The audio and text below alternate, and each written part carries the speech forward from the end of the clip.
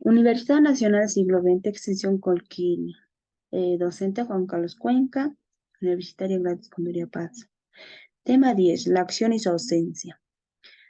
Eh, Concepto y la acción. En primer carácter del delito es un ser de acto. Empleamos la palabra acto y no hecho porque el hecho es todo acontecimiento de la vida, el cual pudo proceder de la mano del hombre como el mundo de la naturaleza. El acto supone la existencia de un ser dotado de voluntad que lo ejecuta. Además, la palabra de acto engloba un concepto amplio, comprensivo al acto positivo, acción, y del negativo, omisión. Así, aclarando el vocablo, puede definirse el acto, manifestación de voluntad que mediante la acción produce un cambio, que en el mundo exterior o que por no hacer lo que se espera deja sin cambio ese mundo externo, cuya modificación se guarda. Luis Jiménez de Asua. El acto es puesto una conducta humana, voluntaria, que produce un resultado. Cuando decimos acto voluntario, queremos significar acción u omisión, espontánea y motivada. Muchas personas, es decir, muchos autores de la autoridad, son partidarios de la responsabilidad de las personas jurídicas o sociales. Tal afirmación no es correcta por cuando las personas jurídicas no son capaces de conocimiento de los hechos y de su significación injusta, y en conciencia no puede ser culpable si la culpabilidad es una de las características básicas de la infracción penal.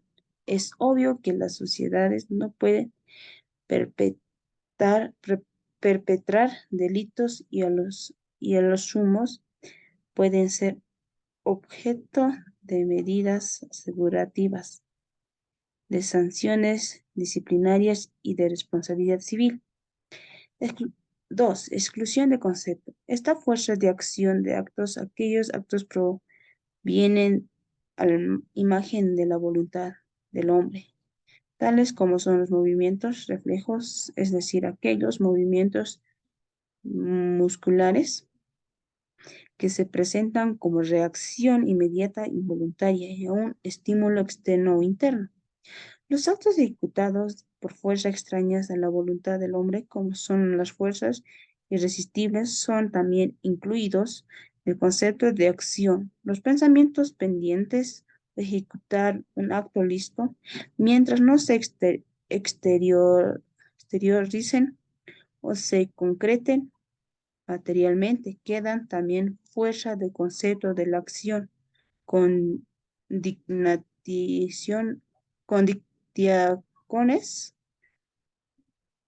poenan, nemo, patiur. Finalmente está excluido los actos provenientes de animales o a la fuerza naturaleza extrahumana. 3. Elemento de acción. En todo acto de hacer o de no hacer emisión emergentes de la conducta humana. Se conoce tres elementos: manifestación de voluntad, resultado antijurídico, relación de causalidad. Manifestación de voluntad es el primer elemento de actos referentes a las actividades corporales dirigidas por la voluntad de autor que la guía con sentido. El resultado. En el segundo elemento de acto es la consecuencia de actos traducidos en modificación del mundo exterior, visibles o no visibles, sino que en este último caso simplemente puede estar representado por un peligro de que dicha modificación se realice. Dentro de los resultados están comprendidos las modificaciones realizadas, como los peligros de que se realicen dichas modificaciones. Los unos con los otros deben estar reconocidos por la ley como hechos delictivos, tal como ocurre con el robo, del terrorismo, la evasión o por lo menos en una tentativa de cualquier acto delictivo. Por tanto, el peligro. ¿Es posible delito sin resultado?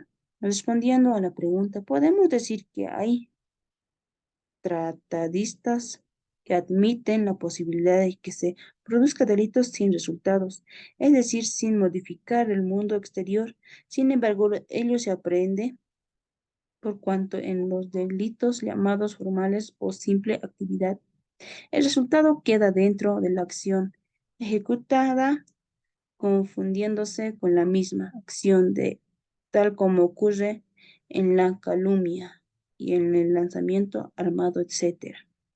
El tercer elemento de la acción es la relación de causal entre la manifestación de voluntad y resultado.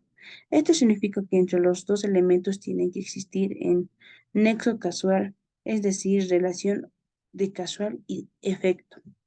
Ahora viene un buen establecer que la relación anteriormente indica no tiene importancia en cuanto si ella es directa o es mediata o inmediata, puede una persona realizar directamente su acción voluntaria o por cualquiera razón se vale de otra persona, finalmente puede valerse de animales que pueden causar lesión con su ataque. 4. Concepto de misión. Ya hemos dicho al ocuparnos en el concepto de actos que éste abarca tanto el hacer como el omitir. Ahora bien, como el norma penal es imperativa, socorrer el hecho y no cumplir ese mandato supone el delito de omisión, pero este incumplimiento debe prevenir de la voluntad del sujeto, caso contrario, no constituirá un acto. Sin embargo, no toda actividad voluntaria constituye una forma de omisión, porque para ellos deben construir necesariamente la obligación jurídica de obrar en el individuo cuya inactividad se examina a este respecto a Edmundo Mergen. Establece que la omisión sea omisión en la acción esperada, que el autor ha omitido emprender porque no ha realizado esta acción que el de se esperaba, por eso punible. Siempre que sea acción esperada, le sea exigible. Ahora bien, como solo la acción espera hace surgir la acción en sentido jurídico, resulta absolutamente correcto que esta solo se fundamenta desde afuera y que por tanto no el que omite, sino el que juzga la existencia a la omisión. Y al igual que la acción de omisión existe tres elementos: manifestación de voluntad, resultado antijurídico, relaciones de casualidad entre ambos, agregándose a ellos los elementos propios de omisión, conducta inactiva, deber jurídico de obra. División de omisión. Dos delitos de omisión comprende tres clases. Delito de la omisión llamado también el simple omicio o el omicio propiamente dicha. Delito de omisión por omisión. Delito de omisión espiritual. Son llamados delitos de omisión simple o simple omisión cuando la ley manda hacer algo y sujeto no se realiza quedando pasivo como ocurre en el caso de quien encontrándose perdido o desamparado, un menor de determinada edad o una persona herida, inválida, amenazada de peligro cualquiera omite prestarle el auxilio necesario, cuando puede hacerlo sin riesgo personal o no diere aviso inmediato a la autoridad. Estos delitos son llamados también de omisión propiamente dicha. Otro ejemplo sería de la cual quien deja de comunicarse a la autoridad de las noticias que tuviese acerca de la omisión del delito, estando obligado a hacerlo por su profesión o empleo en cambio del delito, o omisión por omisión. son aquellos en que el sujeto activo desobedece una norma que se ordena actuar o una que se proviene adoptar. Determinada actitud de la generalidad de los penalistas pone como ejemplo de esta clase de delito, el que el padre que deja de amamantar o lactar a su hijo, poniéndose en riesgo de que muera. Estos delitos son llamados también falsos delitos de omisión, porque son en realidad delitos de omisión. El delito de omisión espiritual son aquellos en los cuales se tiene en cuenta todas las circunstancias, factores, efectos necesarios para que un acto no produzca consecuencias perniciosas o terceros. Son constitutivos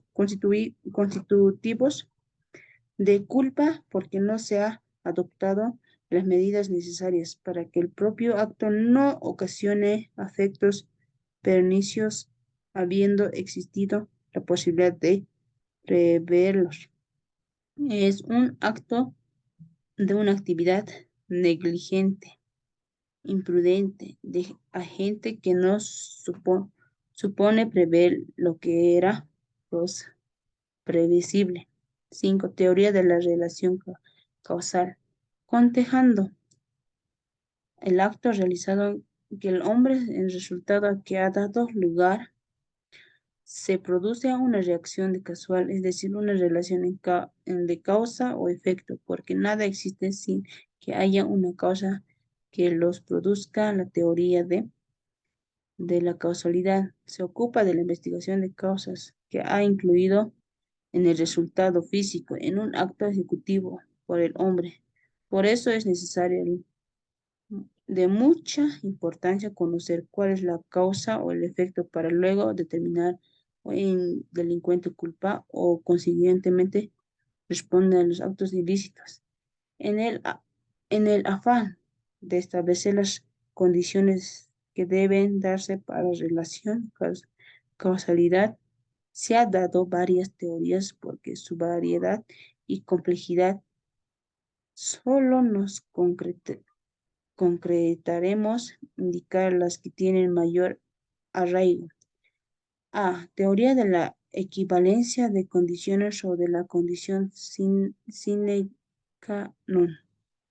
Esta teoría se llama también simplemente de que la equivalencia o de las condiciones sostiene que debe considerarse causa cualquier condición que sumada o existencia produce un resultado. En otras palabras, es causa de todas circunstancias sin la cual el resultado no se habría producido. Esta teoría, cuya formulación primera de atribuye a Würzburg, propone como fórmula práctica para resolver la acción, la supremación mental de la condición que se considera sin tal supresión, el hecho no se habría producido, existe relación de casualidad. Todas las condiciones que ordinariamente concurren a la producción de un resultado tiene igual valor causal, son pues equivalentes condiciones causa para esta teoría. Ambos términos son iguales. Teoría de la condición más eficaz. La conformidad con esta teoría de Birch-Meyers es la producción de un resultado. Todas las condiciones son necesarias, pero sin embargo hay algunas que son más eficaces que las demás. Por consiguiente, se asignar el valor de causa o condición que más eficazmente haya contribuido a producir el resultado. Teoría de la casualidad adecuada. Idea de Walt Kessler, a pesar de que se trata de una de las teorías llamadas individualizadoras, es evidente que tiene su origen de condición sin que no, sine qua non, aunque ampliamente corregida e ilimitada en su efecto. Es necesario que la condición sea adecuada para causar el resultado. Ahora bien, cuando puede afirmarse que la condición afectada como es idónea, es decir, cuando generalmente produce ese afecto, se trata pues de una conclusión alcanzada por vía de la experiencia obtenida en virtud de la observación de dos casos similares. La acción de los delitos con relación al tiempo. En la mayoría de los casos, el resultado se pone como manifiesto al mismo tiempo en el mismo lugar en que ha tenido lugar el acto voluntario, pero no ocurre así en algunos casos por cuanto hay diferencia en los relativos al lugar de tiempo en que se comete el delito. Puede ocurrir en que la acción se verifique en un lugar, pero el resultado en otro lugar, como también en que la voluntad se expresa en un momento y a la lesión en otro hecho que se conoce como delito y distancia. Ejemplo, cuando se redacta un acto injuriosa en Cochabamba, se produce en La Paz el conflicto. Se presenta en saber si el delito se afectó en primer ciudad o en la segunda, habiendo tardado en llegar dicha carta cierto periodo del tiempo, de tal suerte que se plantea la pregunta cuando se realiza el delito, se escribió la carta o cuando se recibió la misma por el destinario interrogativo. Para resolver esta cuestión se han formulado las siguientes teorías. Teoría de la actividad. Esta toma en cuenta el tiempo y el lugar donde se ha realizado el movimiento corporal voluntario de agentes según los partidarios. Esta teoría, esta teoría se ha realizado el movimiento corporal voluntario. En lo que importa no es el acto prohibitivo por el mismo, sino el hecho de cometerlo, el hecho de actuar en contraria las formas. Teoría del resultado. Esa teoría sostiene de todos los actos tienen un resultado en la cual es emergente de la condición del delito, que resultaría cometer el lugar, el movimiento se ha puesto a manifestado, el resultado es admisible, la objeción que se hace contra las teorías, porque en algunos casos los resultados se manifiestan en distintos lugares, momentos y cambios, solo existe el peligro de producir el resultado finalmente, en algunos casos no puede determinarse ni el tiempo ni el lugar de manifestación del resultado, circunstancias de la que deberían muchos inconvenientes. Teoría de conjunción de ubicidad. Según esta teoría, el delito se comete tanto donde se cumple la acción como el lugar donde se produce el resultado en cuanto al tiempo en que produce el delito.